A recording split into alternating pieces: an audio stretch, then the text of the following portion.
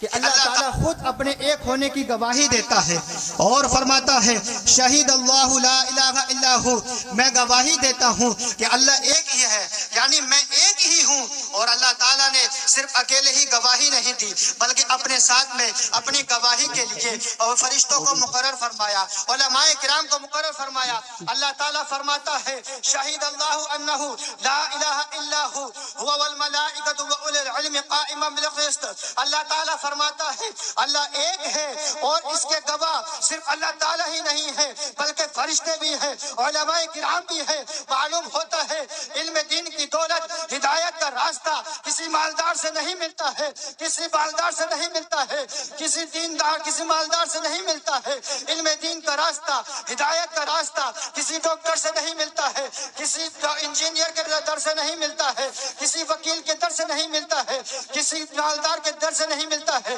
کسی نیتا کے در سے نہیں ملتا ہے، بلکہ علم دین کا ہدایت کا راستہ اگر ملتا ہے تو وہ علماء کرام کے در سے ملتا ہے۔ اگر تم نے علماء کرام کے دامن کو تھام لیا تمہارا عقیدہ بھی مضبوط ہو جائے گا، تمہارا ایمان بھی سلامت رہے گا، کیونکہ اللہ تعالیٰ فرماتا ہے شہید اللہ انہ لا الہ الا ہو والملائکۃ واولی العلم قائما بالقسط۔ صرف خود نہیں دی بلکہ فرشتوں سے بھی گواہی دلوائی، علماء کرام سے بھی گواہی دلوائی۔ اس سے معلوم ہوتا ہے اگر تم ہدایت چاہتے ہو تو اپنے علماء کرام کے پاس چلے جاؤ، اپنے علماء کرام سے رابطہ رکھو۔ اگر تمہاری زندگی علماء کرام کی خدمت میں گزرے گی، اگر تمہاری زندگی علماء کرام کی صحبت میں گزرے گی اور وہ تم کو قرآن و حدیث کا علم دیں گے اور تمہاری زندگی قرآن و حدیث کی روشنی میں گزرے گی، تو یاد رکھو مسلمانوں، جب تمہاری زندگی قرآن و حدیث کی روشنی میں گزرے گی اور تمہاری زندگی اسی طرح گزرتی جائے گی، تمہاری زندگی اللہ و رسول کی یاد میں گزرے گی، تمہاری زندگی صحابہ کرام کے طور و طریقے پر گزرے گی، تو میں کہنا چاہتا ہوں جب تمہاری زندگی قرآن و حدیث کی روشنی میں گزری، جب تمہاری زندگی اللہ اور اس کے رسول کی یاد میں گزری، جب تمہاری زندگی قرآن و حدیث کی یاد میں گزری، قرآن پڑھتے ہوئے تمہاری زندگی گزری ہے، حدیث پڑھتے ہوئے تمہاری زندگی گزری ہے، آیت کریمہ پڑھتے ہوئے تمہاری زندگی گزری ہے، کلمہ طیبہ پڑھتے ہوئے تمہاری زندگی گزری ہے، تو یاد رکھو مسلمانوں، جب تمہاری زندگی اللہ و رسول کی یاد میں گزرے گی تو یاد رکھو جب تم دنیا سے جاؤ گے تمہارے جنازے کو دیکھ کر دنیا والے کہیں گے اے لوگو وہ دیکھو نبی کا وفد آ جا رہا ہے۔ کل بروز قیامت جب تم کو تمہاری قبر سے اٹھایا جائے گا تو فرشتے کہیں گے اے فرشتوں وہ دیکھو جنت کا حقدار آ رہا ہے۔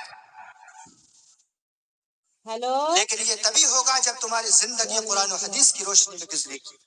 جب تمہاری زندگی علماء کرام کی صحبت میں گزرے گی، جب تمہاری زندگی علماء کرام کی خدمت میں گزرے گی۔ یہ تو بڑی اچھی بات ہے کہ آج ہمارے گاؤں میں جلسہ ہے، اللہ تعالیٰ نے یہ دن دکھایا ہے۔ میں دعا کرتا ہوں اللہ تعالیٰ ہر سال ہمیں یہ دن دکھائے۔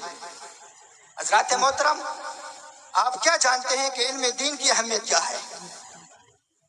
علم دین اگر انسان کو مل جائے تو وہ تو افضل و اعلیٰ ہوتا ہی ہے۔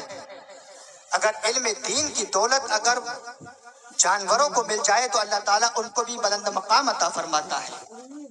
حضرات محترم، حضرت عدی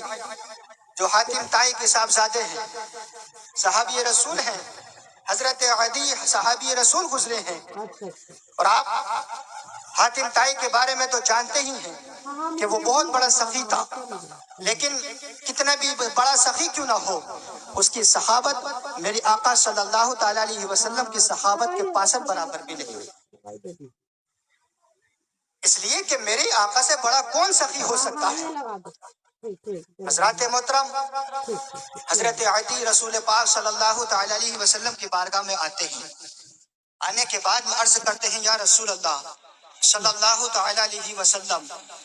ہم جنگل میں رہتے ہیں، ہمارے پاس شکار کرنے کے لیے آلات نہیں ہیں،